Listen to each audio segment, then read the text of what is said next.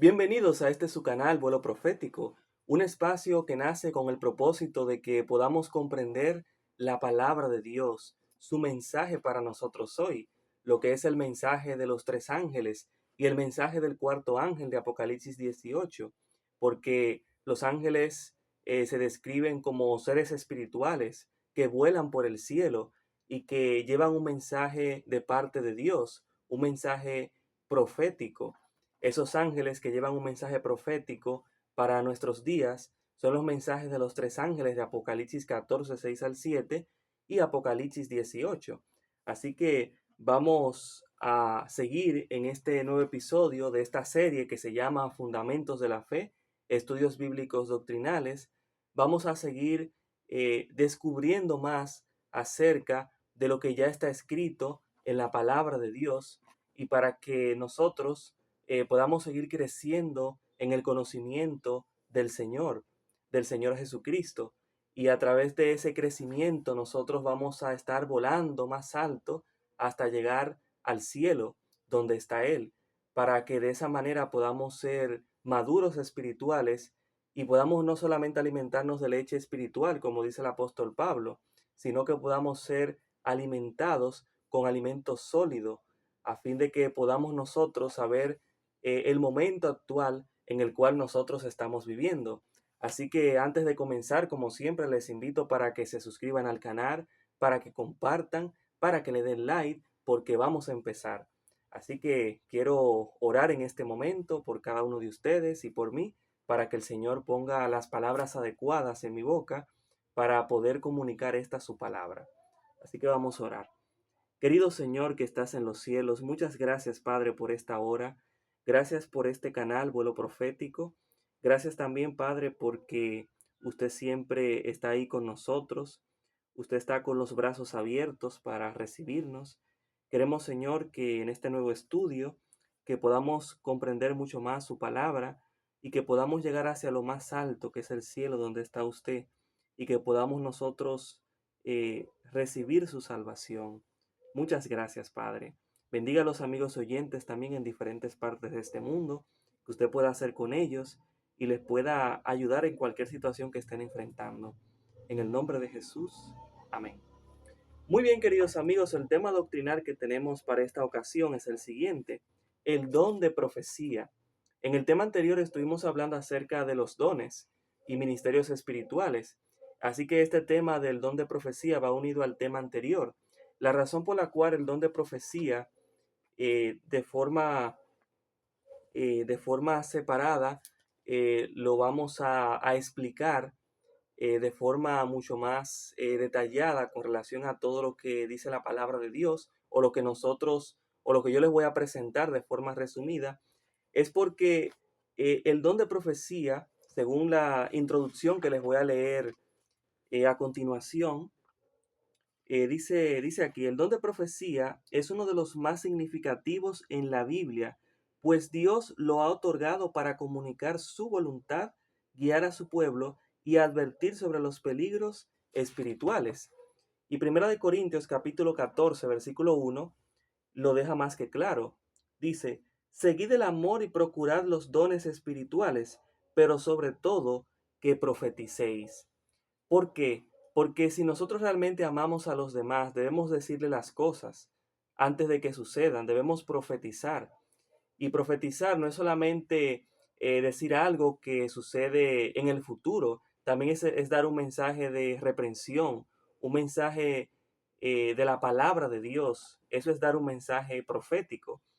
Ahora, también desde el Antiguo Testamento, lo que dice esta introducción dice que también desde el Antiguo Testamento hasta la iglesia primitiva, este don ha servido como un canal de revelación divina, fortaleciendo la fe y edificando a los creyentes. Comprender su propósito, características y funcionamiento es esencial para discernir la voz de Dios y aplicar su palabra en nuestra vida diaria. Así que luego de haber visto esta breve introducción, vamos ahora a entrar de lleno en este tema.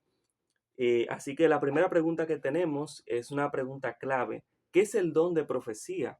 Ya les hablé un poquito acerca de ello en la introducción que les leí hace un momento, pero vamos a ver qué es el don de profecía. El don de profecía es un don espiritual que Dios da, al igual que los demás dones espirituales, para revelar su voluntad, guiar, advertir y consolar a su pueblo. No se limita a predecir el futuro, como les estuve diciendo. También implica enseñar la verdad divina y exhortar a la obediencia. Primero de Corintios capítulo 12, versículo 10, menciona este don espiritual.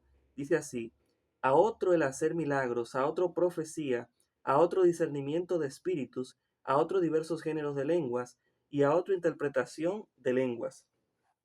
Aquí se habla también de la profecía, como ya les leí. Entonces ya podemos tener un concepto acerca de lo que es el don de profecía. Ahora, si existe un don de profecía, quiere decir que también hay profetas. Ahora, ¿quiénes eran los profetas? Los profetas eran quienes recibían comunicaciones de parte de Dios y las comunicaban luego al pueblo de Dios. Ahora, los profetas no profetizaban por su propia iniciativa. Segunda de Pedro capítulo 1, versículo 21, lo deja más que claro. Segunda de Pedro capítulo 1, versículo 21 dice: porque nunca la profecía fue traída por voluntad humana, sino que los santos hombres de Dios hablaron siendo inspirados por el Espíritu Santo. Y Amós capítulo 3, versículo 7, voy a leerles allí lo que dice la palabra del Señor. Amós 3:7. Muy bien, Amós capítulo 3, versículo 7. Ok, Amós 3:7 dice: porque no hará nada Jehová el Señor sin que revele su secreto a sus siervos los profetas. Entonces, viéndolo desde esta óptica, hemos visto cómo los profetas no hablaron por sí, sino que recibieron la inspiración de parte de Dios y entonces fueron movidos a escribir de acuerdo a cómo el Señor les había comunicado su palabra. Ellos eran los transmisores de Dios en la tierra. Entonces, eso eran los profetas. Ahora, la palabra profeta en el hebreo es la palabra naví, que significa proclamar, anunciar o hablar en nombre de otro, como ya les estuve explicando.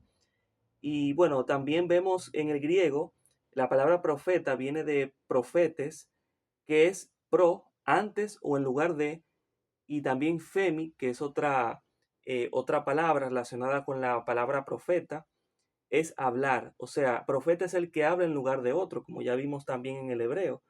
Entonces, esto eran los profetas y esa era su función. Entonces, ahora vamos con la siguiente pregunta. ¿Cómo se manifestaba el don profético? Voy a leer con ustedes en Números capítulo 12, versículo 6. Porque es verdad que Dios hablaba con los profetas, Dios les comunicaba su palabra, pero ¿cómo se manifestaba ese don profético? ¿Cómo Dios se comunicaba con sus profetas? Números capítulo 12, versículo 6, voy a leer con ustedes lo que dice la palabra del Señor. Muy bien. Números capítulo 12, versículo 6, dice la escritura de la siguiente manera: y Jehová les dijo: oíd ahora mis palabras, cuando haya entre vosotros un profeta de Jehová, me apareceré a él en visión, en sueños le hablaré. Entonces vemos que la visión y los sueños eran los recursos que Dios utilizaba para poder comunicar su verdad a sus siervos, los profetas. Y Hebreos capítulo 1, versículo 1, dice la palabra de Dios. Hebreos capítulo 1, versículo 1, dice: Dios, habiendo hablado muchas veces y de muchas maneras en otro tiempo a los padres por los profetas.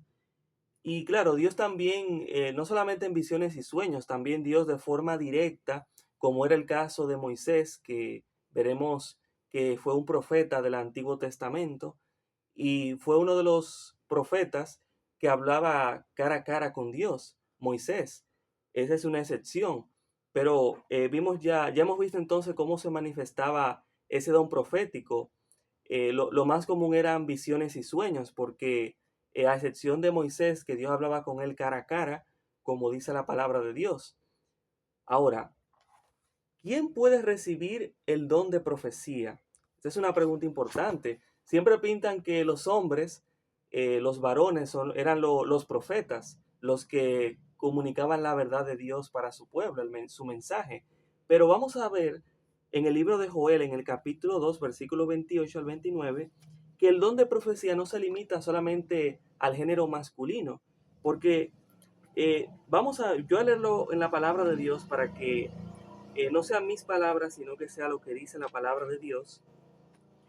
Así que Joel capítulo 2, versículo 28 y 29, dice la palabra de Dios. Después de esto derramaré mi espíritu sobre todo ser humano, y profetizarán vuestros hijos y vuestras hijas. Vuestros ancianos soñarán sueños, y vuestros jóvenes verán visiones. También sobre los siervos y las siervas derramaré mi espíritu en aquellos días. Entonces podemos ver aquí cómo el don de profecía también va dirigido a las mujeres. Y vamos a ver también con la palabra de Dios cómo hubieron mujeres que profetizaron, que fueron profetas del Señor. Ahora, vamos a ver ahora cuáles eran las funciones de los profetas, antes de poder llegar a mencionar algunos de los profetas que existieron en la palabra de Dios. Y claro, existieron de forma real. Ahora, las funciones de los profetas eran, la primera que ya hemos visto, era transmitir la palabra de Dios, su mensaje, su verdad. También era advertir sobre juicios y consecuencias del pecado, porque hubieron personajes de la palabra de Dios y aún hoy que siguen cometiendo pecados. Entonces Dios, a través de su palabra, que es profética, a través de siervos suyos también que existieron y que menciona la palabra de Dios, amonestaron a ciertas personas para que dejaran el pecado. Un ejemplo de eso fue el caso de David, cuando se llegó a Betsabé, que era la esposa de Urías, que el profeta Natán los reprendió, le mencionó su pecado y también entonces le advirtió sobre lo que iba a pasar, porque más adelante el primer hijo que tuvo David con Betsabé murió por causa de ese pecado. Esa fue la consecuencia, aunque David luego se había arrepentido. También era revelar promesas de salvación y esperanza. Y eso es maravilloso porque, por ejemplo, el profeta Jeremías dice en Jeremías 29:11, porque yo sé los planes que tengo para ustedes, planes para su bien y no para su mal, a fin de darles un futuro lleno de esperanza. Entonces, vemos eso reflejado allí, en esa profecía del profeta Jeremías. Y hay más profecías, pero esa es una para que podamos entender este punto. También guiar al pueblo en la vida espiritual y moral, porque muchas veces el pueblo se apartaba del Señor y Dios tenía entonces que atraerlos y a través de eso Dios levantaba profetas, personas, para que hiciesen volver al pueblo a los caminos del Señor. Entonces la función de los profetas era eso también. También era registrar y preservar la palabra de Dios, porque los libros de Jeremías, los libros de Génesis, Éxodo, Levítico, Número, Deuteronomio, y también los libros, los evangelios y todo eso, esos son libros que hablan de profecía. Entonces fueron los mismos profetas que escribieron eso, o tal vez tuvieron algún ayudante, pero aparece escrito que fueron ellos los que recibieron el mensaje y entonces utilizaron a una persona para que los escribiera o ellos mismos lo escribieron, pero el mensaje provino de Dios a través de ellos y ese mensaje llega hasta nosotros. Entonces también edificar, exhortar y consolar a la iglesia. También revelar la voluntad de Dios y guiar a la iglesia. Otra función de los profetas era testificar acerca de Jesús y su obra redentora. Y ahí entramos a los apóstoles de Cristo que hicieron eso, testificaron, le fueron testigos, no solamente en Jerusalén, donde ellos estuvieron, sino también en todo el mundo, porque ellos recibieron el Espíritu Santo, como veremos, en el día de Pentecostés. Y entonces Pedro da un discurso donde aplica la profecía de Joel de que vuestros hijos y vuestras hijas profetizarán a ellos mismos, porque ellos recibieron el Espíritu Santo. Así que ellos también fueron profetas, son profetas, por eso. Y también porque testificaron, ellos también testificaron acerca de Jesús, acerca del cumplimiento de esas profecías concernientes a Él. Ahora, Otra función de los profetas es discernir y advertir sobre falsos maestros y engaños. Claro, porque no solamente los profetas daban eh, el cuadro que era que a todos les gustaba, también les decía las cosas que no les gustaba a ciertas personas, como por ejemplo era el caso del rey Acab, que no le gustaba escuchar al profeta Micaías, porque siempre decía lo que él no quería escuchar. Y es así, el mensaje de Dios no siempre va a ser gustoso para nuestro paladar espiritual, porque los seres humanos traemos con nosotros el pecado, acariciamos el pecado, lo amamos, pero Dios entonces quiere sacarnos de allí y quiere ponernos en el pedestal donde Él quiere ponernos, porque Él quiere nuestra salvación. Y por eso nos advierte, nos da reprensiones para que volvamos a Él. Y como dice Isaías 1:18, venid entonces y razonemos, aunque vuestros pecados sean como la grana, serán emblanquecidos. Entonces ese es el propósito de Dios cuando Dios da un mensaje de esta naturaleza. Ahora también es preparar al pueblo de Dios para los últimos tiempos. Ahí entonces aparece el don de profecía en nuestros días, que hablaremos también más adelante. Ahora, luego de haber visto las funciones de un profeta, ahora, ¿cómo probar el don profético en una persona? Porque hay muchas personas que han salido por ahí diciendo que son profetas, que han recibido un mensaje de Dios. Pero vamos a ver con la palabra de Dios cómo diferenciar a un profeta verdadero de un falso, cómo saber si es un verdadero profeta o no. Bueno, Isaías capítulo 8, versículo 20 nos da la primera clave para saber cuando un profeta es falso o cuando es verdadero. Isaías capítulo 8, versículo 20 nos dice la palabra de Dios de la siguiente manera. Dice, a la ley y al testimonio, si no dicen conforme a esto, es porque no les ha amanecido. Eso quiere decir que si alguien me viene a mí o le puede venir a usted diciéndole un mensaje que no va relacionado con la palabra de Dios, con la ley y el testimonio, entonces esa persona no le ha amanecido, no es un profeta verdadero. Un profeta verdadero, que es un profeta de Dios, no debe contradecir las verdades ya reveladas en la palabra de Dios. Debe ir en esa misma línea, en esa misma tónica, porque si se aparta, entonces no es un profeta verdadero, no le ha amanecido, como ya leímos en Isaías 8:20. Otro elemento importante es que sus profecías se deben de cumplir. Deuteronomio capítulo 18, versículo 21 al 22 nos dice eso, que sus profecías tienen que cumplirse. Deuteronomio capítulo 18, versículo 21 al 22 dice así, tal vez digas en tu corazón, ¿cómo conoceremos que esta no es palabra de Jehová? Si el profeta habla en nombre de Jehová y no se cumple ni acontece lo que dijo, esa palabra no es de Jehová. Por presunción habló el tal profeta, no tengas temor de él. Entonces es importante que lo que una persona diga se cumpla y que, claro, no salga tampoco de la línea que ya vimos en el primer punto, que debe estar todo basado en un así dice Jehová, en lo que está escrito en la Biblia. También debe reconocer la encarnación de Cristo. Primero de Juan capítulo 4, versículo 1 al 3. Leeré con ustedes. Primero de Juan capítulo 4, versículo 1 al 3 dice, amados, no creáis a todo espíritu, sino probad los espíritus si son de Dios, porque muchos falsos profetas han salido por el mundo. En esto conoced el Espíritu de Dios. Todo espíritu que confiesa que Jesucristo ha venido en carne es de Dios, y todo espíritu que no confiesa que Jesucristo ha venido en carne no es de Dios. Y este es el espíritu del anticristo, el cual vosotros habéis oído que viene y que ahora ya está en el mundo. Y, y otro elemento importante también es por sus frutos. Los frutos que dé ese profeta, esa persona, deben de corresponder con la palabra de Dios también. Jesús habló acerca de esos frutos. Mateo capítulo 7, versículo 15 al 16, dice la palabra de Dios, guardaos de los falsos profetas, que vienen a vosotros vestidos de ovejas, pero por dentro son lobos rapaces. Por sus frutos los conoceréis. ¿Acaso se recogen uvas de los espinos o higos de los abrojos? Ahora, ¿cuáles son esos frutos que menciona la palabra de Dios? Que debe tener un verdadero profeta, un verdadero mensajero de Dios. Gálatas capítulo 5, versículo 22 al 23, nos menciona cuáles son esos frutos. Gálatas capítulo 5, versículo 22 al 23, dice la palabra de Dios. Pero el fruto del Espíritu es amor, gozo, paz, paciencia, benignidad, bondad, fe, mansedumbre, templanza. Contra tales cosas no hay ley. Pero los que son de Cristo han crucificado la carne con sus pasiones y deseos. Si vivimos por el Espíritu, andemos también por el Espíritu. No busquemos la vanagloria irritándonos unos a otros, envidiándonos unos a otros.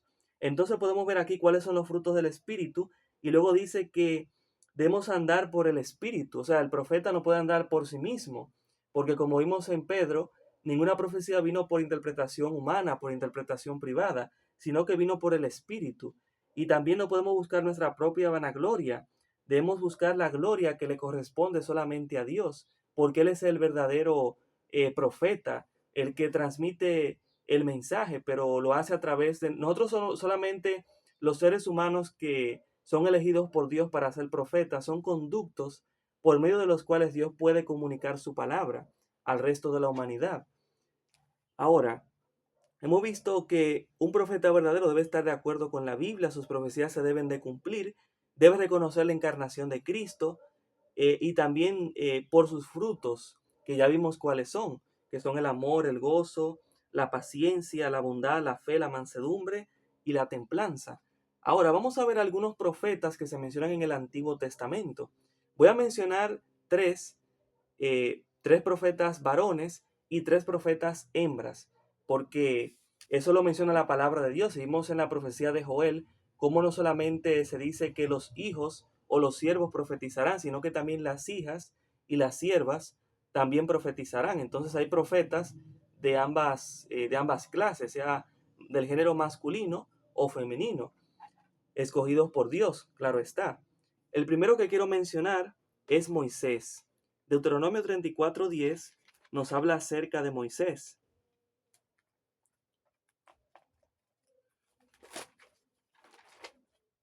Ok, Deuteronomio capítulo 34, versículo 10, dice así: Nunca más se levantó un profeta en Israel como Moisés, a quien Jehová conoció cara a cara. Y luego tenemos a Daniel. Mateo capítulo 24, versículo 15 nos menciona a Daniel. Mateo capítulo 24, versículo 15, les leeré. Dice, esas son palabras de Jesús. Por tanto, cuando veáis en el lugar santo la abominación desoladora, de la cual habló el profeta Daniel, el que lee, entienda. Entonces hemos visto a Moisés, a Daniel, y el tercero que voy a mencionar es Isaías. Y voy a leer Mateo capítulo 4, versículo 14 al 16. Muy bien, Mateo capítulo 4, versículo 14 al 16 dice: Para que se cumpliera lo que dijo el profeta Isaías, tierra de Zabulón y tierra de Neftalí, camino del mar al otro lado del Jordán, Galilea de los gentiles. El pueblo que habitaba en tinieblas vio gran luz, y los que habitan en región de sombra de muerte, luz les resplandeció. Entonces vemos aquí al profeta Isaías también que se menciona, y como le leí también una profecía que él había dicho de que la luz iba a resplandecer en las regiones que les leí, que menciona esta profecía. Y sabemos que esa luz es Cristo, porque él dijo: yo soy la luz del mundo. El que me sigue no andará en tinieblas, sino que tendrá la luz de la vida. Entonces vemos aquí al profeta y vemos su profecía cumplida en la persona de Jesús. Entonces es un profeta verdadero, al igual que Moisés y Daniel, porque se mencionan en la palabra de Dios. Ahora, vamos a ver ahora tres profetas que son mujeres en la Biblia. La primera de ellas que quiero mencionar es Miriam, la hermana de Moisés. Éxodo capítulo 15, versículo 20 al 21, dice la palabra de Dios. Entonces María la profetisa, hermana de Aarón, tomó un pandero en su mano, y todas las mujeres salieron detrás de ella con panderos y danzas. Y dice el versículo 21, y María repetía: Cantad a Jehová, porque se ha cubierto de gloria, ha echado en el mar al caballo y al jinete. Y eso lo dice en el contexto del Éxodo, cuando ellos están cruzando, cuando cruzaron el Mar Rojo. Entonces, Vemos aquí cómo se menciona a María, la hermana de Moisés, que era profetisa. También tenemos a Débora, que además de ser profetisa también era juez en Israel, pero vamos a destacar la parte profética. Jueces capítulo 4, versículo 4 al 5. Dice el libro de Jueces capítulo 4, versículo 4 al 5, de la siguiente manera. Dice, gobernaba en aquel tiempo a Israel una mujer, Débora, profetisa, mujer de Lapidot, la cual acostumbraba a sentarse bajo una palmera, conocida como la palmera de Débora, entre Ramá y Betel, en los montes de Efraín, y los hijos de Israel acudían a ella en busca de justicia. Y quisiera ahora mencionar dos profetas más, pero los profetas que les he mencionado son profetas del Antiguo Testamento. Me gustaría mencionar ahora algunos profetas, dos profetas nada más del Nuevo Testamento. Voy a mencionar un varón y una hembra. Entonces voy a mencionarles al primero de ellos en el Nuevo Testamento, y es Ágabo, que se encuentra en el libro de Hechos de los Apóstoles, en el capítulo 11, en el versículo 27 y 28. Hechos capítulo 11, versículo 27 y 28. Dice la palabra de Dios: en aquellos días unos profetas descendieron de Jerusalén a Antioquía, y levantándose uno de ellos, llamado Ágabo, daba a entender por el Espíritu que vendría una gran hambre en toda la tierra habitada, la cual sobrevino en tiempo de Claudio. Bueno, ahora vamos a ver una profeta mujer que es Ana. En el libro de Lucas, en el capítulo 11, en el versículo 36 al 38. Muy bien, Lucas capítulo 11, versículo 36 al 38. Voy a leer con ustedes, o mejor dicho, en el libro de Lucas, en el capítulo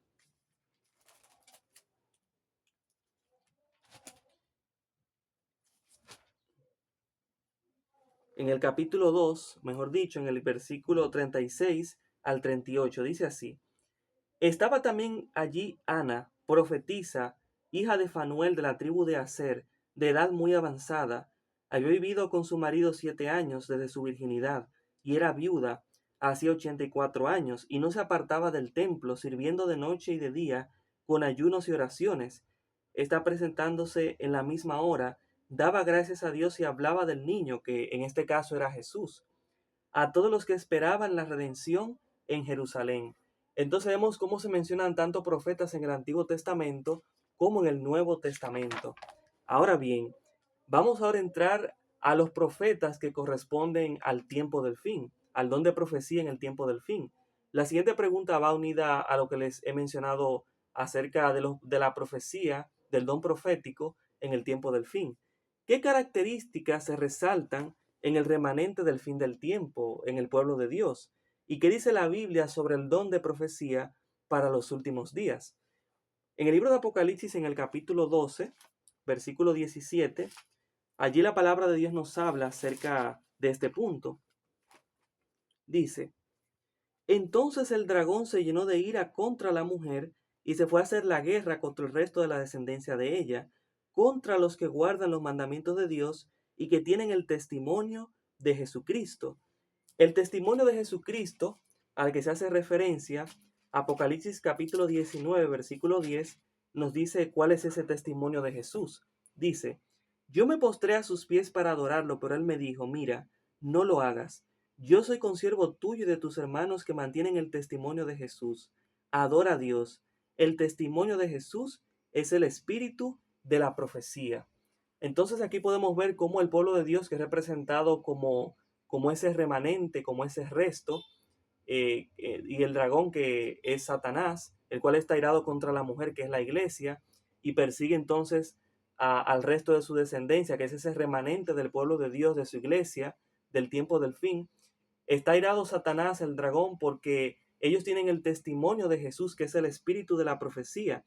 Y es muy interesante porque esto aparece en el contexto del tiempo del fin.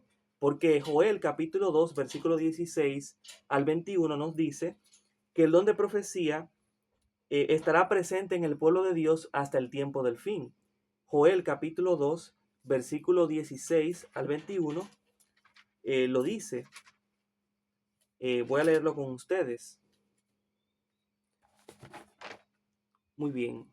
Joel capítulo 2, versículo 16 al 17. Y aprovecho para decirles que en este capítulo 2 es cuando los discípulos, por ejemplo, en el versículo 1 del capítulo 2 dice que cuando llegó el día de Pentecostés, estaban todos unánimes juntos.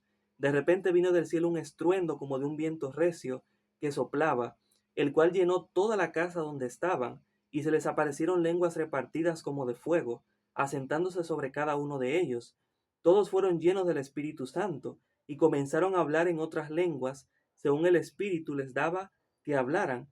Entonces muchos pensaron que ellos estaban borrachos, pero realmente no estaban borrachos, porque luego entonces Pedro da un discurso, y en este discurso él menciona esta profecía que se encuentra en el libro de Joel, la cual ya les he leído, pero la leeré de nuevo porque así aquí se resalta lo que les he mencionado de que el don de profecía va a existir en el pueblo de Dios hasta el tiempo del fin. Voy a leer desde el versículo 16. Esas son palabras de Dios que Pedro estuvo mencionando en ese discurso cuando ellos recibieron el Espíritu Santo. Y recibieron entonces Pedro también reconoce que ellos recibieron en ese momento el don de profecía. Dice en el versículo 16 del capítulo 2 de Hechos de los Apóstoles: pero esto es lo dicho por el profeta Joel: en los postreros días, dice Dios, derramaré de mi espíritu sobre toda carne, y vuestros hijos y vuestras hijas profetizarán, vuestros jóvenes verán visiones, y vuestros ancianos soñarán sueños, y de cierto sobre mis siervos y sobre mis siervas, en aquellos días derramaré de mi espíritu y profetizarán. Entonces podemos ver aquí que, según lo que vimos en el libro de Apocalipsis, que es el último libro de la Biblia, y menciona los acontecimientos que deben de pasar en estos últimos tiempos, se dice que el don de profecía va a existir en el pueblo de Dios. Y aquí hemos visto también por las palabras del profeta Joel, que sí, que en los postreros días Dios va a derramar su espíritu, y que todo aquel que invoque el nombre del Señor va a profetizar, sean hombres o mujeres. Ahora, es importante también que nosotros ahora podamos hacer esta pregunta para nuestro tiempo.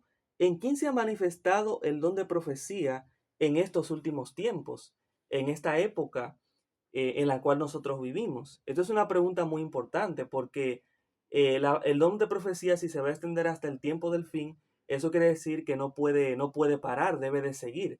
Entonces, para poder responder esta pregunta, lo primero que debemos saber: ¿en qué contexto Dios levantaba y Dios sigue levantando hoy a un profeta?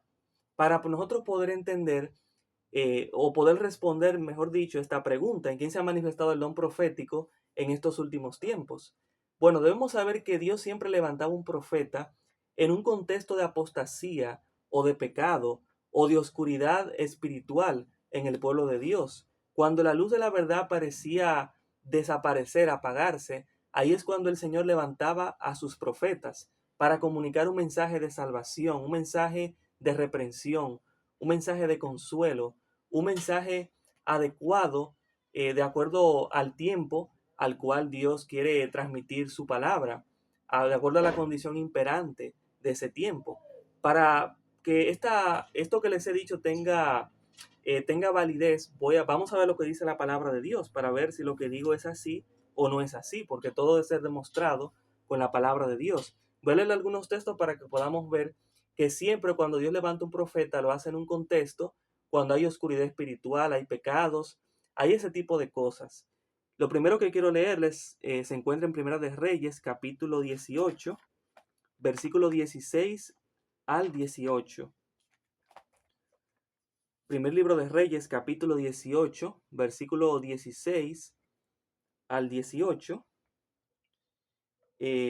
Dice la palabra de Dios: entonces Abdías fue a encontrarse con Acab, le dio el aviso, y Acab fue a encontrarse con Elías, que era un profeta que menciona la Biblia. Cuando lo vio, le dijo: ¿eres tú el que perturbas a Israel? Él respondió: yo no he perturbado a Israel, sino tú y la casa de tu padre, al abandonar los mandamientos de Jehová y seguir a los Baales. Israel estaba viendo en ese momento un contexto de apostasía porque estaban sirviendo a los Baales, como ya les leí, no estaban guardando los mandamientos de Dios, que fue lo que le dijo el profeta Elías al rey Acab. Entonces podemos ver aquí cómo en ese contexto de apostasía, de pecado, Dios entonces levanta al profeta Elías para decirle esto a Acab. Y siguiendo la misma línea del profeta Elías, en el capítulo 16, en el versículo 29 al 33, podemos ver la condición imperante, podemos ver más acerca de la condición imperante en ese tiempo del profeta Elías, del profeta Acab, del rey Acab, mejor dicho.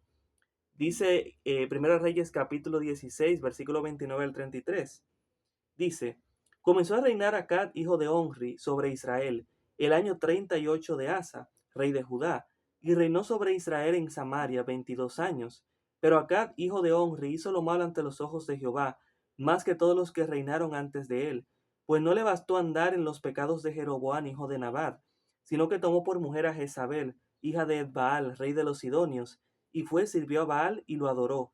Construyó además un altar a Baal en el templo que él le edificó en Samaria. También hizo Acab una imagen de Aserá, para provocar así la ira de Jehová, Dios de Israel, más que todos los reyes de Israel que reinaron antes de él. Entonces, en ese contexto aparece el capítulo 17, el versículo 1 al 4, que dice, entonces Elías el tisbita, que era uno de los habitantes de Galaad, dijo a Acab, vive Jehová, Dios de Israel, en cuya presencia estoy, que no habrá lluvia ni rocío en estos años, hasta que mi boca lo diga. Llegó a él una palabra de Jehová que decía, apártate de aquí, vuelve al oriente y escóndete en el arroyo Querid, que está frente al Jordán. Beberás del arroyo que yo he mandado a los cuervos, que te den allí de comer. Entonces vemos aquí cómo Dios levanta al profeta Elías en un contexto de apostasía, en un contexto de pecado que había en ese entonces. También tenemos otro ejemplo en Jueces capítulo 4, versículo 1 al 4. Jueces, el libro de Jueces capítulo 4, versículo 1 al 4. Dice la palabra de Dios. Cuando toda la gente acabó de pasar el Jordán, Jehová habló a Josué. Estoy en el libro de Josué. Voy a leer con ustedes Jueces capítulo 4, libro de Jueces 4, versículo 1 hasta el 4. Dice, ahora sí, después de la muerte de Ahod, los hijos de Israel volvieron a hacer lo malo ante los ojos de Jehová. Así que Jehová los entregó en manos de Jabín, rey de Canaán, quien reinaba en Azor. El capitán de su ejército se llamaba Sísara y vivía en Aroset Goín. Entonces los hijos de Israel clamaron a Jehová, porque Jabín tenía 900 carros de hierro y había oprimido con crueldad a los hijos de Israel por 20 años. Gobernaba en aquel tiempo a Israel una mujer, Débora, profetisa, mujer de Lapidot. Entonces, podemos ver aquí cómo en ese contexto Israel estaba haciendo lo mal ante los ojos de Jehová, estaba en apostasía. Apostasía es apartarse del camino del Señor, apartarse de Dios. Entonces vemos cómo en ese contexto, cuando entonces ellos claman al Señor, en ese contexto de pecado, Dios entonces levanta a su profeta, en este caso a Débora. Entonces vemos aquí cómo se cumple lo mismo que les he estado mencionando. Voy a darles más ejemplos. En el libro de, Ezequiel, capítulo 2, versículo 1 al 5. Ezequiel, capítulo 2, versículo 1 al 5. Vamos a ver otro ejemplo más. Dice, me dijo, hijo de hombre, ponte sobre tus pies y hablaré contigo.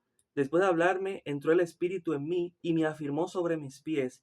Y oí al que me hablaba, me dijo, hijo de hombre, yo te envío a los hijos de Israel, a una nación de rebeldes que se rebelaron contra mí. Ellos y sus padres se han rebelado contra mí hasta este mismo día. Yo pues te envío a hijos de duro rostro y de empedernido corazón, y les dirás, así ha dicho Jehová el Señor. Entonces, en este contexto también de apostasía, de pecado, Dios levanta a este profeta, que es Ezequiel, para amonestar a la casa rebelde de Israel en ese momento, porque el propósito de Dios cuando hace esto, cuando Dios reprendía, era con el propósito de salvar, de restaurar a su pueblo. Entonces, vamos a ver un ejemplo más, y es nuestro Señor Jesús, porque Jesús fue profeta. Mateo capítulo 21, versículo 11 lo dice. Voy a leerlo con ustedes. Dice, y la gente decía, este es Jesús el profeta, el de Nazaret de Galilea. Vamos a ver que en un contexto de oscuridad, el Señor Jesús, que también es profeta en la Biblia, aparece para dar luz a los que estaban en tinieblas. Isaías capítulo 60, versículo 1 al 2. Voy a leer con ustedes. Dice, levántate, resplandece, porque ha venido tu luz, y la gloria de Jehová ha nacido sobre ti. Porque aquí que tinieblas cubrirán la tierra, y oscuridad las naciones, mas sobre ti amanecerá Jehová, y sobre ti será vista su gloria. Vamos a ver que esa luz que viene en un contexto de oscuridad es el mismo Señor Jesús también. Juan capítulo 8, versículo 12, la palabra de Dios nos dice, otra vez Jesús les habló diciendo, yo soy la luz del mundo, el que me sigue no andará en tinieblas, sino que tendrá la luz de la vida. Y también esa gloria que se menciona, que viene, es el mismo Señor. Juan capítulo 1, versículo 14 y 15, y después el versículo 29, allí lo vamos a ver. Dice, el versículo 14 de Juan capítulo 1, y el Verbo se hizo carne y habitó entre nosotros lleno de gracia y de verdad, y vimos su gloria, gloria como del unigénito del Padre. Y el versículo 29 dice, al siguiente día vio Juan a Jesús que venía a él y dijo, este es el Cordero de Dios que quita el pecado del mundo. Dice el verso 30, este es de quien yo dije, después de mí viene un hombre que es antes de mí, porque era primero que yo. Entonces vemos que la profecía de Isaías nos traslada, nos lleva hacia Jesús, hacia el profeta Jesús, en un contexto de oscuridad en el cual estaba el pueblo de Dios en ese momento. Dios levanta a su Hijo, Dios envía a su Hijo para que su Hijo pueda ser luz, pueda entonces ser la gloria para su pueblo, Israel. Y entonces vemos cómo en ese contexto de oscuridad y también en los textos que también les he leído, vemos cómo Dios siempre levanta un profeta en un contexto de apostasía, de pecado, cuando no se están guardando los mandamientos del Señor. Dios levanta un profeta para amonestar a su pueblo, para salvarlo, para darle luz, para que no queden en tinieblas. Ahora, luego de haber visto este escenario, debo decirles que basado en este mismo argumento, puedo decirles que desde el año 538 después de Cristo hasta 1798 después de Cristo también, hubo un periodo también de oscuridad en el cual las personas no podían tener un libre acceso a la palabra de Dios, a este libro, la Biblia. Y entonces había muy pocas personas como los valdenses y hugonotes y otro tipo de cristianos que predicaban la palabra de Dios, pero lo hacían en secreto, porque si los encontraban predicando el mensaje, podrían ser muertos por la Inquisición que existía en ese tiempo. Entonces eran muy pocos los que defendían la verdad. Y aunque se levantaron reformadores como Lutero, que predicaron la verdad de la palabra de Dios, ellos no lo lograron ver todo. Entonces había una época de oscuridad, de tinieblas espirituales. Y entonces, aunque el periodo luego terminó en 1798, todavía existía esa oscuridad espiritual, había esa apostasía, ese pecado también, porque las personas, en vez de acudir a Dios para que Él les perdone los pecados, acudían a un sacerdote humano, acudían a un papa, en vez de acudir a Dios. Entonces había esa condición espiritual. Entonces en ese contexto es que Dios levanta a un profeta. ¿Y cuál es ese profeta? Bueno, ese profeta vamos a descubrir que fue una señora que se llamaba Elena G. de White.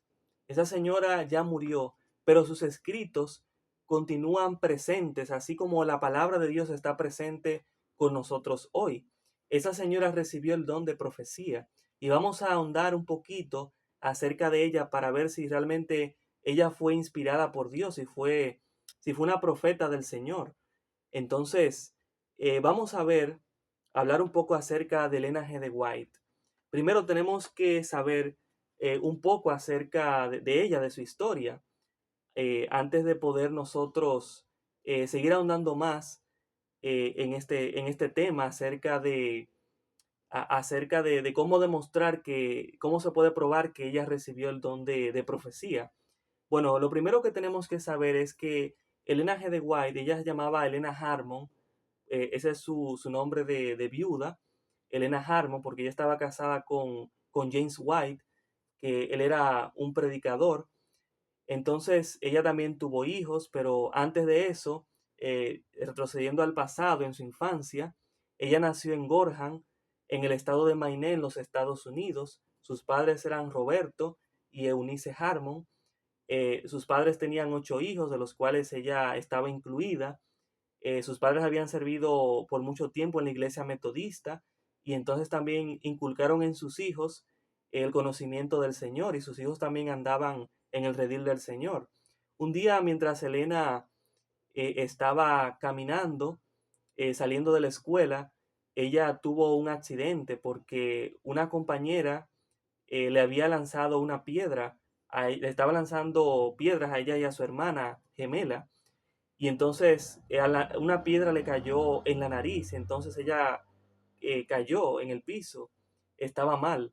Entonces en ese momento ella perdió el sentido. Entonces apareció una persona en un carruaje de la nada, y bueno, las ayudó. Y cuando ella despertó, se dio cuenta dónde estaba, y entonces ella sale, le da las gracias al Señor por haber servídole de esa manera a ella y a su hermana. Pero entonces ella piensa que se siente mejor. Entonces ella sale, ella se va a su casa, pero entonces la situación, en vez de mejorar, empeora. Ella duró por mucho tiempo convalecida en cama y no podía estudiar porque en ciertos momentos ella intentó proseguir sus estudios, pero no podía seguir estudiando porque la situación que ella tenía le había imposibilitado poder seguir estudiando, porque eso le afectó su capacidad, le afectó su cuerpo, su salud. Entonces, esto es un punto interesante que también voy a resaltar ahora con la palabra de Dios, porque vamos a encontrar que Dios no siempre escoge a las personas más educadas o más preparadas, o que tal vez no tengan ninguna dificultad, como era el caso de Elena, que tuvo esa situación en la nariz, tuvo ese accidente y le imposibilitó poder aprender, poder recibir conocimiento. Muchos de sus críticos dicen que lo que ella vio eran cosas que ella misma se creaba de la mente, pero como una persona con esta situación pudo entonces escribir tanto y cosas tan exactas y claras que hoy se pueden corroborar no solamente con la Biblia, sino también con la ciencia. Entonces eso no puede ser por algo de esa naturaleza, no puede ser algo por esa situación. Vamos a ver en la palabra de Dios cómo Dios usó a personas que, al igual que Lena Harmon, también tenían situaciones similares de salud, y que sin embargo, aunque humanamente hablando, podemos pensar que es imposible, pero para Dios todo es posible. Dios puede usar a las personas sin importar la etnia, la salud o en la situación en que se encuentren. Solamente tienen que estar dispuestos a ser usados por el Señor. Voy a mencionar algunos ejemplos. El libro de Éxodo capítulo 4, versículo 10 al 12, dice la palabra de Dios allí. Voy a leer. Dios le dijo a Moisés: entonces dijo Moisés a Jehová, ay Señor, nunca he sido hombre de fácil palabra, ni antes ni desde que tú hablas con tu siervo, porque soy tardo en el habla y torpe de lengua. Jehová le respondió: ¿quién dio la boca al hombre? ¿O quién hizo al mudo y al sordo, al que ve y al ciego? ¿No soy yo Jehová? Ahora pues, ve, que yo estaré en tu boca y te enseñaré lo que has de hablar. Entonces vemos aquí el primer ejemplo. Moisés tenía problemas en el habla, entonces Dios le da a entender que él hizo, así como él lo hizo a él hizo también al sordo, al mudo y al cojo. O sea que tener una situación de salud no es una excusa, no es no es una limitación para nosotros poder ser usados por Dios, porque Dios es todopoderoso, y al menos capacitado Dios lo puede capacitar, Dios lo puede hacer útil para su obra. Otro ejemplo más se encuentra en el libro de Job, en el capítulo 2, en el versículo 7. Job capítulo 2, versículo 7. Dice la palabra de Dios allí: Salió entonces Satanás de la presencia de Jehová e hirió a Job con una llaga maligna desde la planta del pie hasta la coronilla de la cabeza. Job era un hombre temeroso de Dios y apartado del mal, y bendijo a Dios aunque Satanás lo atacó de esta manera. Pero eso quiere decir que los siervos que son escogidos por Dios pueden pasar por situaciones similares, pero no dejan de ser, por así decirlo, útiles para Dios, porque para Dios Job fue un instrumento para él poder mostrar su carácter ante el universo. Y eso es importante. Primera de Timoteo capítulo 5, versículo 23. Primera de Timoteo capítulo 5, versículo 23 dice, ya no bebas agua, sino usa de un poco de vino por causa de tu estómago y de tus frecuentes enfermedades. Aquí el apóstol Pablo le está escribiendo a Timoteo porque él tenía enfermedades, pero es interesante porque Timoteo, a pesar de que tenía estas situaciones, pero no dejó de ser usado por Dios, porque si leemos lo que el apóstol Pablo habla de Timoteo, nos vamos a dar cuenta de que Timoteo era una persona no solamente instruida en el conocimiento de Dios, sino que también predicaba la palabra de Dios. Entonces, eso quiere decir que las enfermedades, los problemas que tengamos de salud, no imposibilitan que podamos ser usados por Dios. Dios puede darnos fuerzas. Segunda de Corintios capítulo 12, versículos 7 al 9. Voy a leer con ustedes. Primera de Corintios capítulo 12, versículos 7 al 9 dice, pero a cada uno, o mejor dicho, perdón, Segunda de Corintios capítulo 12, versículos 7 al 9, dice, y para que la grandeza de las revelaciones no me exaltara, me fue dado un aguijón en mi carne, un mensajero de Satanás que me abofeté para que no me enaltezca. Esto dice el apóstol Pablo. Respecto a lo cual 3 veces he rogado al Señor que lo quite de mí, y me ha dicho, bástate mi gracia, porque mi poder se perfecciona en la debilidad. Por tanto, de buena gana me gloriaré más bien en mis debilidades, para que repose sobre mí el poder de Cristo. Entonces, resumiendo lo que ya les he mencionado, les he dicho que Elena G. de White tuvo un accidente, eso le imposibilitó aprender, incluso estudiar y recibir la preparación que debe recibir un niño en su edad temprana. Entonces, también les hube mencionado un poco acerca de quiénes eran sus padres. Ellos eran miembros de la iglesia metodista. Entonces, también en ese tiempo es importante mencionar que había un hombre llamado Guillermo Miller que estaba predicando acerca de la venida de Cristo. En ese momento se creía que la venida de Cristo era en 1844. Elena G. de White y su familia adoptaron estas creencias. Entonces dejaron la iglesia metodista y se unieron al movimiento adventista que había en ese momento. Adventista quiere decir eso mismo, que espera la segunda venida de Cristo. Entonces, cuando pasó la fecha y Cristo no vino, ellos se llevaron un gran chasco. Entonces, en ese momento ellos estuvieron orando al Señor para que Dios les diera más luz. Y Elena G. de White, en el caso de ella, de esta jovencita, a sus 17 años, ella tenía en ese momento. Entonces, en diciembre de ese año de 1844, ella se reunió con un grupo de hermanas en la casa de la señora Haynes para orar al Señor, para que el Señor les diera más luz y les ayudara a comprender lo que había sucedido realmente. Entonces, en ese momento, cuando ella estaba orando con un grupo de hermanas, en ese momento ella cuenta la primera, el llamado que el Señor le dio, la primera visión que Dios le mostró en ese momento.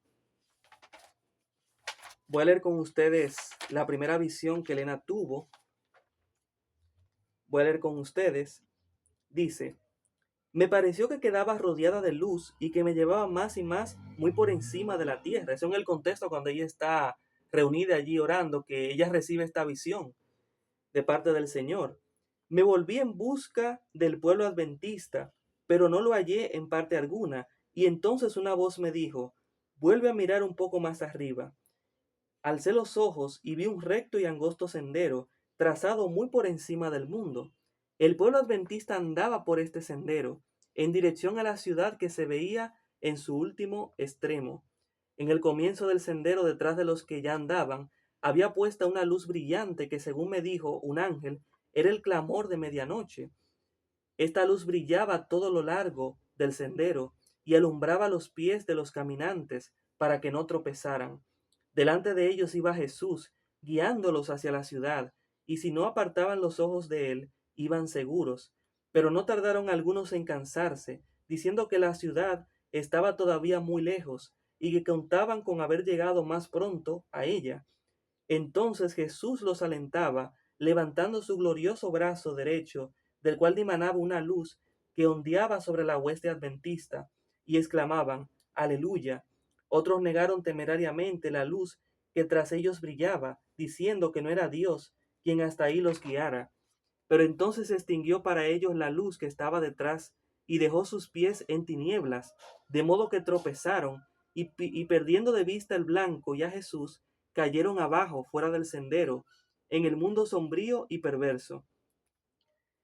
Esto fue lo que se encuentra en uno de los escritos, de los primeros escritos de Elena G. de White.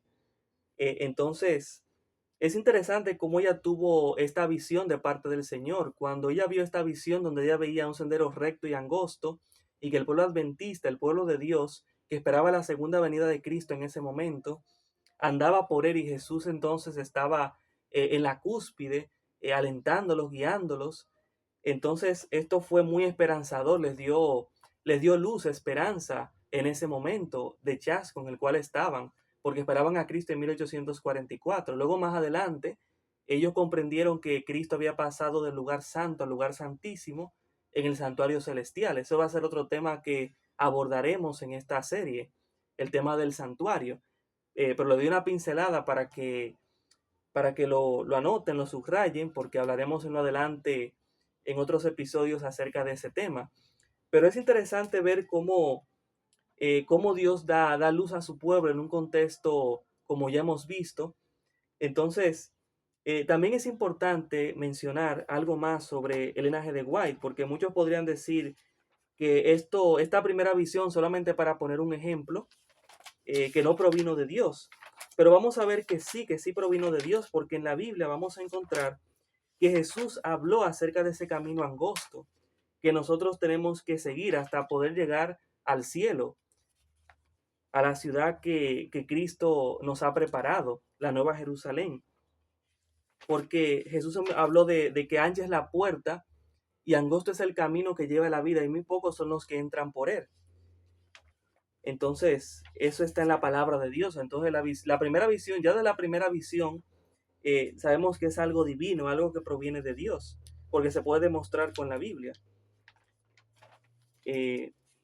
Muy bien. Vamos ahora a ver algo más sobre el linaje de White.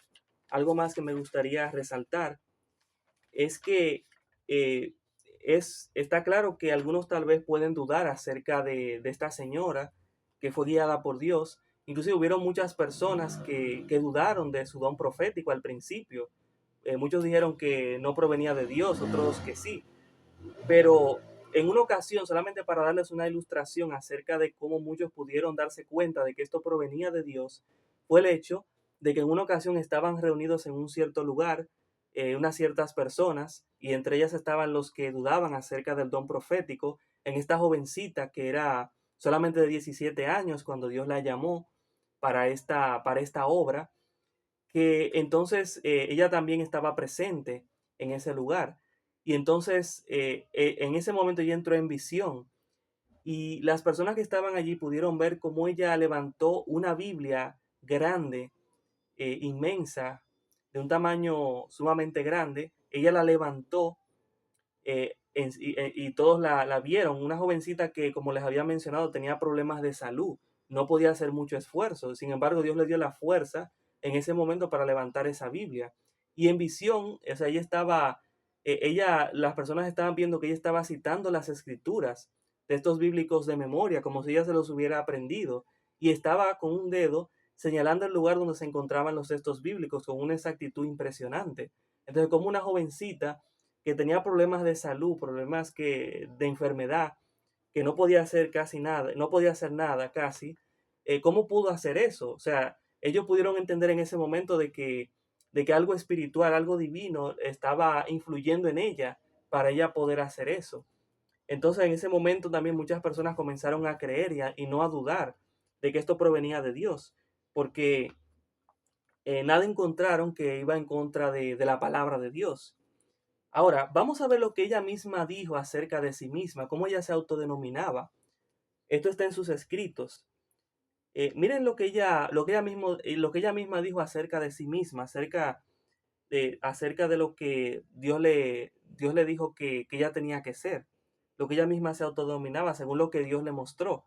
Dice en uno de sus escritos, que se encuentra en Mensajes Selectos, tomo 1, que es uno de sus libros, dice: algunos han tropezado en el hecho de que dije que no pretendía ser profetisa, esto es Helena, y han preguntado, ¿por qué?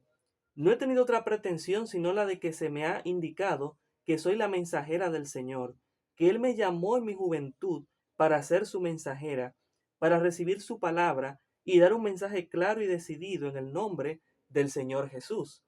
En mi temprana juventud se me preguntó varias veces, ¿es usted profetisa? Siempre he respondido, soy la mensajera del Señor. Sé que muchos me han llamado profetisa, pero no he pretendido ese título. Mi Salvador me dijo que era su mensajera.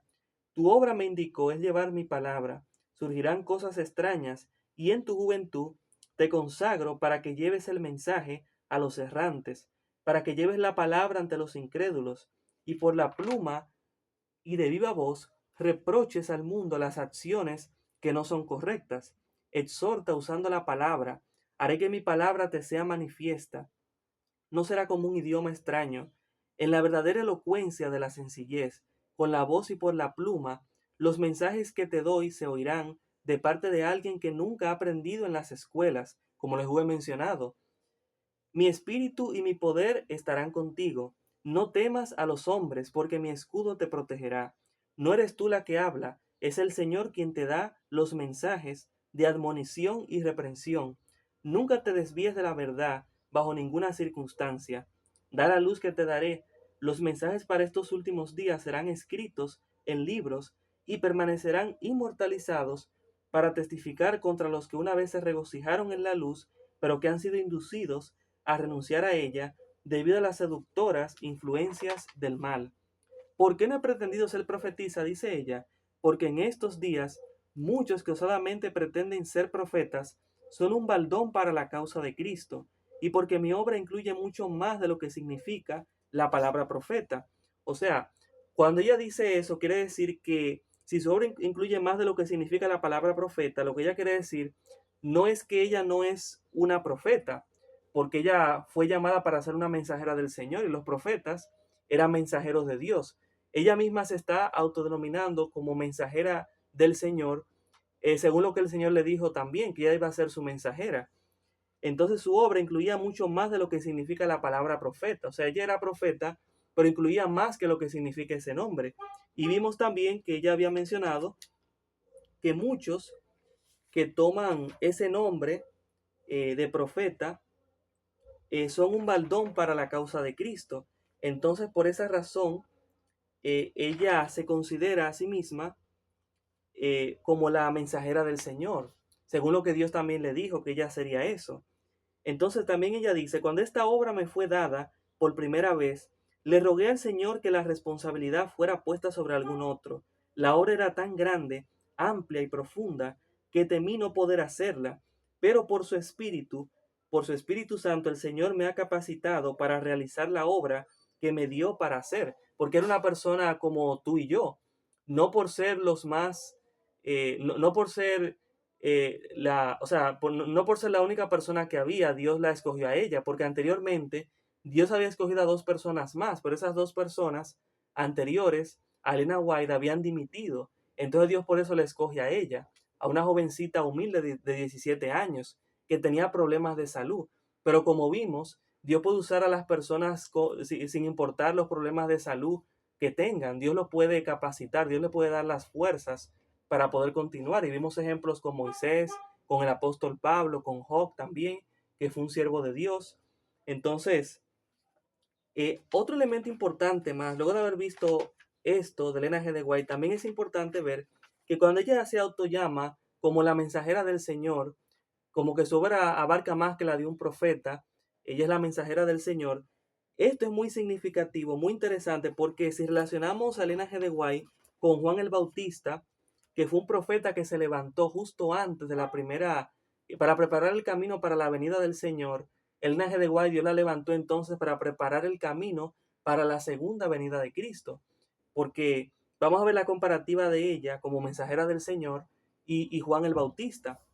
Jesús elogió a Juan el Bautista y lo llamó más que un profeta, porque Jesús dijo que es el que había de venir, el Elías que había de venir para preparar el camino del Señor. Y voy a leer con ustedes Mateo capítulo 11, versículos 7 al 10. Mateo capítulo 11, versículos 7 al 10 dice: Mientras ellos se iban, comenzó Jesús a hablar de Juan a la gente. ¿Qué salisteis a ver al desierto? ¿Una caña sacudida por el viento? ¿O qué salisteis a ver? ¿A un hombre cubierto de vestiduras delicadas? Los que llevan vestiduras delicadas en las casas de los reyes están. ¿Pero qué salisteis a ver? ¿A un profeta? Sí os digo, y más que profeta. Y recuerden que el Nájera de Guay dijo que su obra abarca más que la de un profeta. Porque este es de quien está escrito: Yo envío mi mensajero delante de ti, el cual preparará tu camino delante de ti. De cierto os digo que entre los que nacen de mujer no se ha levantado otro mayor que Juan el Bautista, y sin embargo el más pequeño en el reino de los cielos es mayor que él. Desde los días de Juan el Bautista hasta ahora, el reino de los cielos sufre violencia, y los violentos lo arrebatan. Todos los profetas y la ley profetizaron hasta Juan, y si queréis recibirlo, él es aquel Elías que había de venir. Entonces vemos aquí la comparativa de Elena White con Juan el Bautista. Ella dice que su obra abarca más que la de un profeta, ella es la mensajera del Señor. Y Jesús elogia a Juan el Bautista diciéndole que él es más que un profeta, él es aquel que dijo el profeta Isaías, que era el mensajero del Señor.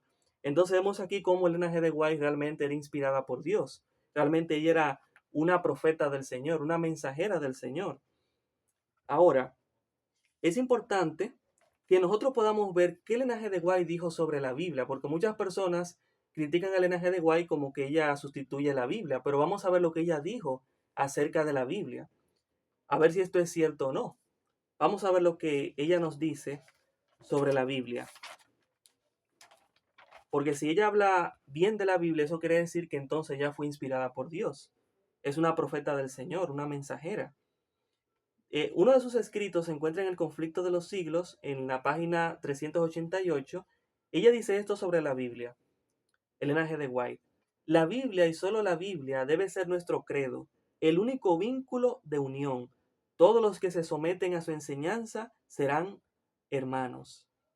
Otro escrito más, Consejos para los Maestros, página 454. La palabra de Dios es la norma perfecta de la verdad y el deber. Es la regla de fe y de práctica. Otro escrito más de ella, Mensajes Selectos, tomo 3, página 38. Nunca debemos poner la palabra de ningún hombre ni de ninguna mujer en el mismo nivel que la palabra de Dios. Y Testimonios para la Iglesia, tomo 5, página 665. La Biblia debe ser nuestro consejero. Debemos estudiar su palabra, buscar su dirección y obedecer sus enseñanzas. Ahora vamos a ver cómo ella veía sus propios escritos. En el Colportor Evangelista, en la página 57, Elena G. de White dijo lo siguiente: Poca atención se ha dado a la Biblia, y el Señor ha dado una luz menor para guiar a los hombres y mujeres a la luz mayor.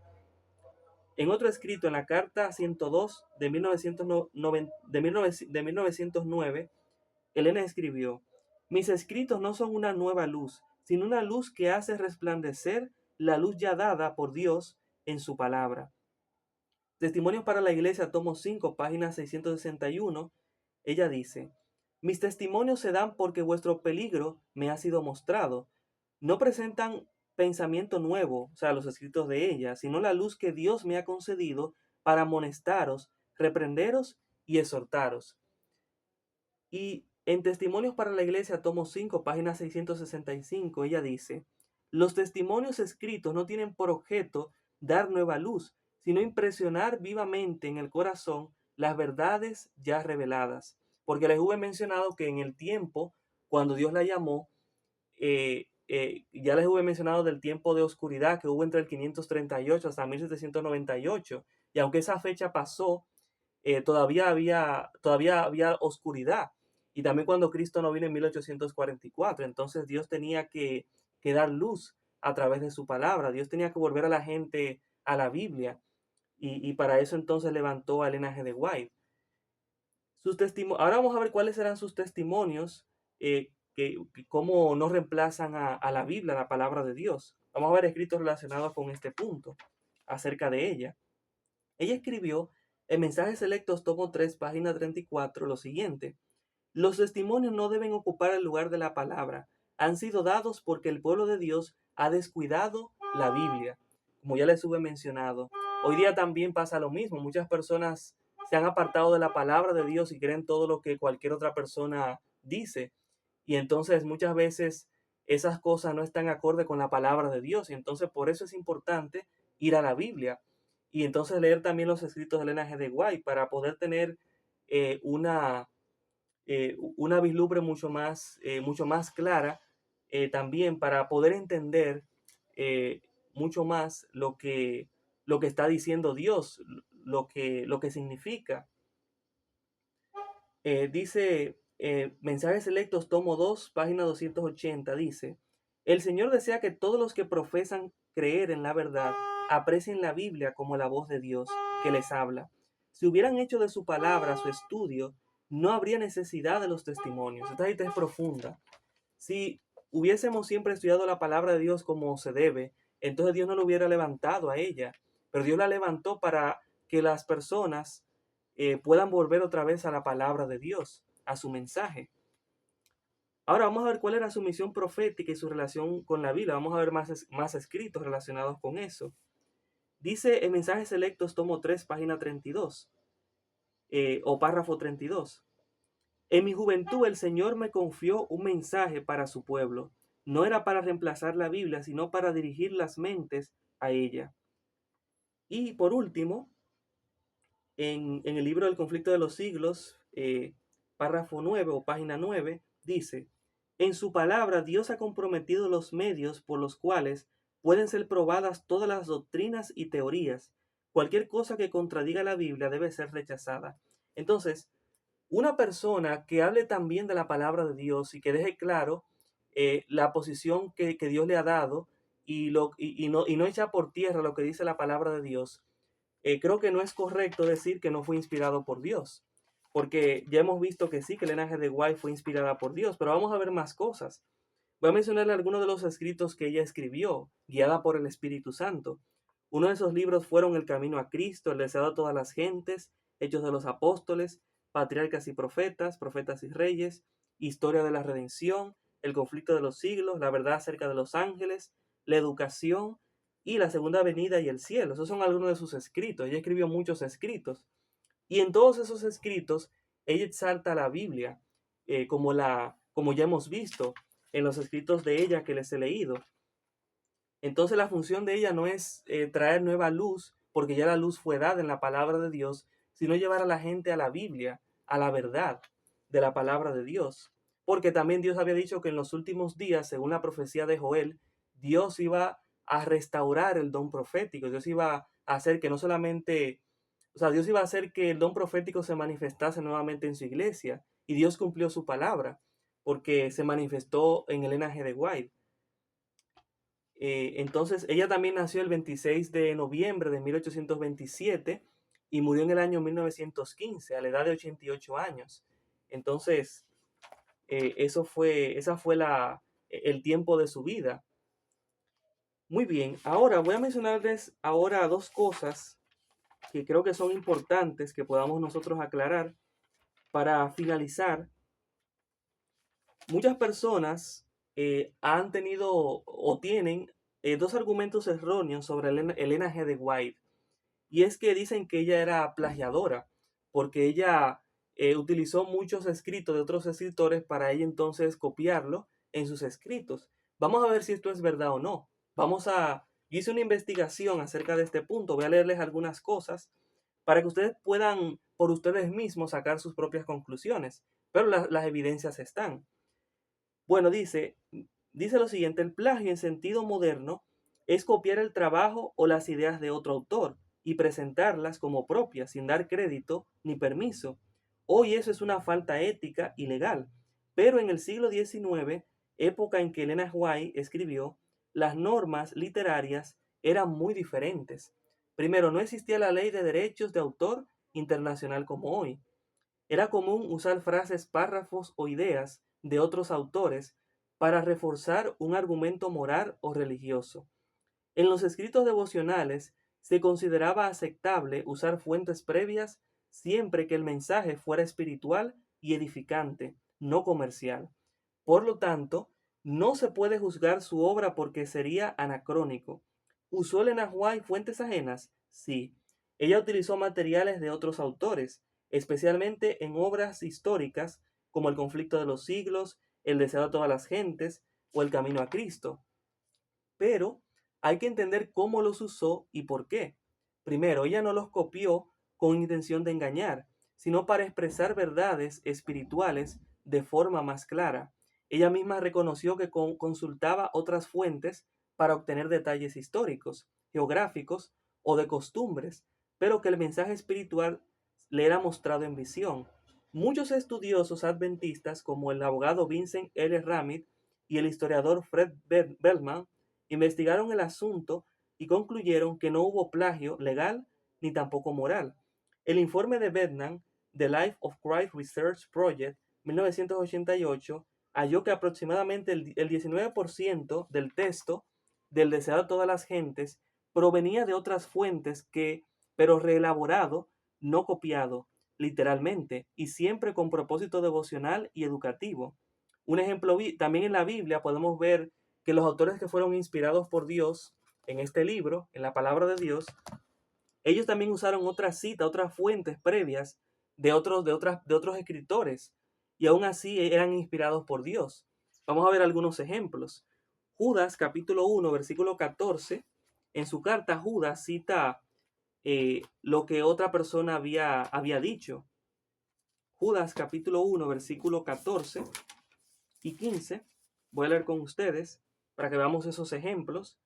Dice: de estos también profetizó Enoc, séptimo desde Adán, diciendo: vino el Señor con sus santas decenas de millares, para hacer juicio contra todos, y dejar convictos a todos los impíos de todas sus obras impías, que han hecho impíamente, y de todas las cosas duras que los pecadores impíos han hablado contra él. También Pablo, por ejemplo, también cita a poetas griegos. Hechos capítulo 17, versículo 28, dice la palabra de Dios de la siguiente manera.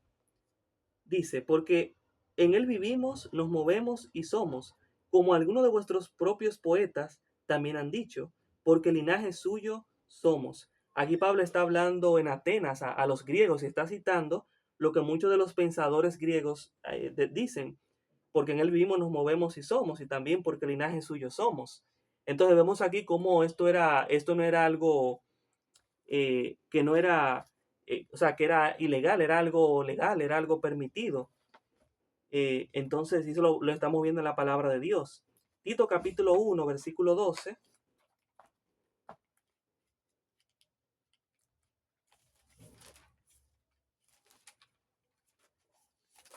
Tito capítulo 1, versículo 12, dice la palabra de Dios: uno de ellos, su propio profeta, dijo: los cretenses son siempre mentirosos, malas bestias, glotones, ociosos. Aquí se está citando el apóstol Pablo a lo que dijo uno de los profetas. Entonces, también podemos ver que los evangelios sinópticos como Mateo, Marcos y Lucas comparten contenido muy similar, a veces palabra por palabra. Reyes y Crónicas narran los mismos hechos con ligeras diferencias, usando fuentes históricas comunes. Entonces vemos que esto también se practicaba en los tiempos, desde los tiempos bíblicos. Y también cuando uno lee un libro cualquiera, una obra, uno puede ver que un autor puede citar otra fuente de otra persona. Pero no para no para robar su idea, sino más bien para poder terminar de concretizarla con su propio pensamiento. Entonces, por tanto, la inspiración no excluye el uso de fuentes humanas, Dios guía al profeta en el mensaje, aunque éste use expresiones humanas o material ya existente. Lo que ella misma dijo, lo que Elena G. de White dijo, Elena G. White nunca afirmó que sus palabras fueran todas originales, sino que el mensaje era inspirado. Ella escribió: no pretendo que las palabras que uso sean inspiradas, sino el mensaje. Eso es la carta 32 de 1894. Y también, los escritores de la Biblia tuvieron diferentes estilos, pero todos fueron inspirados por el mismo Espíritu. La inspiración no es dictado verbal, sino la influencia del Espíritu sobre la mente. Eso está en Mensajes Selectos, tomo 1, página 21 de sus escritos. Esto muestra que su comprensión de la inspiración era dinámica, no mecánica. Dios le mostró visiones y verdades, ella los expresó con el lenguaje y recursos disponibles en su tiempo. Entonces, la conclusión que podemos llegar en este primer punto es que no, que Elena G. de White no fue una plagiadora, ni legal ni moralmente. Ella usó fuentes humanas como instrumento sin robar ideas, sino adaptándolas a un mensaje inspirador y redentor. En su contexto, eso era una práctica literaria aceptada. Además, su propósito no era obtener ganancia personal ni fama, sino llevar a Cristo y la verdad bíblica a la gente. Podemos decir que su obra fue inspirada, no dictada, humana en forma, divina en su origen. Ahora, el segundo punto en el cual muchas personas acusan a Elena G. de White era que ella era masona por el obelisco que está en su tumba. También hice una investigación acerca de esto para desmentir esto, porque realmente no es así, según la investigación que les voy a presentar ahora. Elena G. de White fue sepultada junto a su esposo, James White, y otros miembros de su familia, en el cementerio de Oak Hill, en Battle Creek, en Michigan, en los Estados Unidos. Allí hay un obelisco, pero es muy importante notar que no es exclusivo de su tumba, sino que forma parte de un monumento familiar, o sea, que además de ella hay más miembros de su familia como su esposo, sus hijos, porque ella tuvo hijos también. Ella también perdió algunos de sus hijos que murieron. O sea, era un ser humano como nosotros también, tenía sus momentos de felicidad, de tristeza. El obelisco, su origen y su uso en el siglo XIX, para que podamos entender por qué hay un obelisco. Durante los siglos XVIII y XIX era muy común usar obeliscos en los cementerios de Estados Unidos y en Europa. Se usaban por su forma elegante y vertical, que apuntaba al cielo, simbolizando aspiración, esperanza y resurrección. Es decir, en ese contexto el obelisco no tenía ningún significado masónico ni ocultista, sino funerario y artístico. Miles de cristianos fieles de esa época, incluso pastores y reformadores, tienen monumentos con obeliscos en sus tumbas, sin ninguna relación con la masonería. ¿Por qué hay un obelisco en la tumba de los White? En el caso de la familia White, el obelisco no fue elegido por Elena, ya que ella no planificó su propio monumento. Fue colocado años después de su muerte, como una forma común de marcar las tumbas familiares, como era en ese tiempo. En el obelisco solo aparecen nombres y fechas sin símbolos masónicos, porque siempre los masones en las tumbas, ellos siempre tienen el símbolo de la escuadra y del compás y de la G del gran arquitecto del universo, pero en su tumba no está eso, o el ojo que todo lo ve. No existe ninguna evidencia, además documental o testimonial, que relaciona a los White con la masonería. De hecho, James y Elena White denunciaron fuertemente la masonería como una institución contraria a la fe cristiana. Vamos a ver qué dijo Elena G. de White sobre la masonería.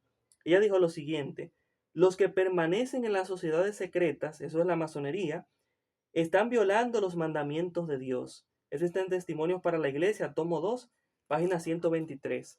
Y en otro escrito, en la carta 21 de 1893, ella escribió lo siguiente: los que se encuentran bajo el estandarte ensangrentado del príncipe Manuel no pueden unirse con los francmasones ni con ninguna otra organización secreta. El sello del Dios viviente no será colocado sobre nadie que mantenga tal conexión, después de que la luz de la verdad ha brillado en su camino. Ahora, después de haber visto esto, podemos ver que el error de los críticos es que ignoran el contexto histórico, confunden forma con significado, porque el hecho de que vea un obelisco no significa que pertenezca a la masonería, porque hay que ver el contexto histórico. Hay que ver que no solamente los masones usan obeliscos. En esa época usaban los obeliscos y que realmente no era un obelisco lo que hay en la tumba de Helena, eran monolitos, porque los obeliscos son más grandes que los monolitos y lo que está en su tumba es pequeño, no es algo tan grande, es un monolito, por lo tanto, no es en sí un obelisco. Entonces confunden la forma con su significado y no presentan tampoco evidencia acerca de eso, porque no hay, ya hemos visto más evidencia de que Elena G. de White no era masona y no tenía nada que ver con eso, inclusive ella estaba en contra de eso, por lo que dice la palabra de Dios, o sea, como Dios también le mostró que el que está unido a eso no puede guardar los mandamientos de Dios. Entonces, la Biblia también nos enseña a no juzgar por apariencia, sino por los frutos. Y los frutos del linaje de White, según lo que ya hemos visto, van acorde con la palabra de Dios, porque ella no contradice la Biblia. Todo lo que ella dice es respaldado con una así dice Jehová. Ahora, eh, vamos a ver ahora cuáles fueron los frutos del linaje de White, que ya les he mencionado, que iban acorde a la palabra de Dios. Pero vemos que ella siempre llamó a la obediencia a Dios y a la Biblia, a exaltar a Cristo como Salvador y ejemplo, y a promover también la santidad, la oración, la salud y la esperanza en la segunda venida. ¿Podría una persona masona o ocultista producir tales frutos espirituales? Eso es imposible. Ahora, ahora sí vamos a llegar a una conclusión para terminar este tema. La conclusión a la que llegamos es la siguiente. Uno de los dones del Espíritu Santo es el de profecía. Este don es una señal identificadora de la iglesia remanente del tiempo del fin y se manifestó en el ministerio del linaje de White. Y algo importante a destacar es que ese don de profecía no se limita solamente con ella, porque es hasta el tiempo del fin. En el tiempo del fin se dice que y estamos en ese tiempo, o sea que el don de profecía se va a seguir manifestando en el pueblo de Dios. Porque la Biblia habla del derramamiento de la lluvia tardía del Espíritu Santo. Dios lo mismo que pasó en el día de Pentecostés y lo que pasó con el linaje de White también se va a repetir de nuevo, pero para predicar el mensaje final de Dios a este mundo, porque el mensaje de Dios es un mensaje profético. Como mensajera, sus escritos son una permanente y autorizada fuente de verdad, los escritos del linaje de White, que proporciona consuelo, dirección, instrucción y corrección a la iglesia. Estos escritos establecen con claridad que la Biblia es la norma por la cual debe de ser probada toda enseñanza y toda experiencia. Por la gracia de Dios, entonces, hoy tenemos que tomar una decisión. Debemos reconocer el espíritu de profecía como una característica del pueblo remanente de Dios.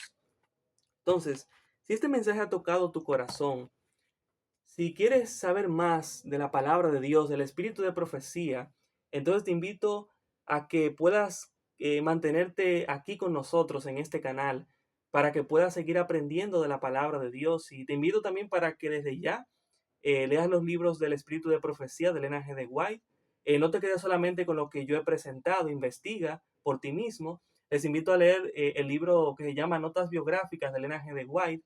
Allí se registra toda su historia y ustedes por ustedes mismos van a sacar sus propias conclusiones y van a saber si lo que ella recibió va acorde con la palabra de Dios o no. Pero lo que les he mencionado muestra que sí, que ella fue inspirada por Dios, que fue una profeta del Señor, una mensajera del Señor, y que debemos de aceptar sus escritos porque provienen de Dios y son para el pueblo de Dios que vive en esta etapa final de la historia de esta tierra.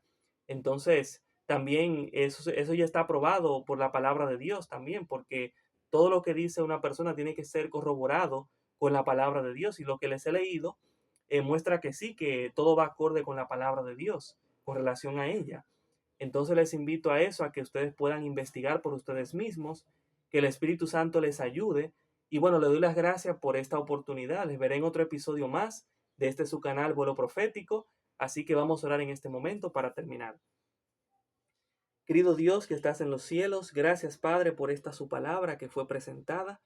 Quiero orar por los amigos oyentes para que usted les ayude a poder comprender este mensaje, que lo puedan aplicar a sus vidas y que no se queden solamente con lo que yo les he presentado, sino que también puedan investigar para que puedan aplicar todo esto a sus vidas y puedan aceptar como su verdad a la mensajera que usted ha levantado para este tiempo, que es Elena G. de White. y que no la miremos a ella, sino que la miremos a usted a través de sus escritos.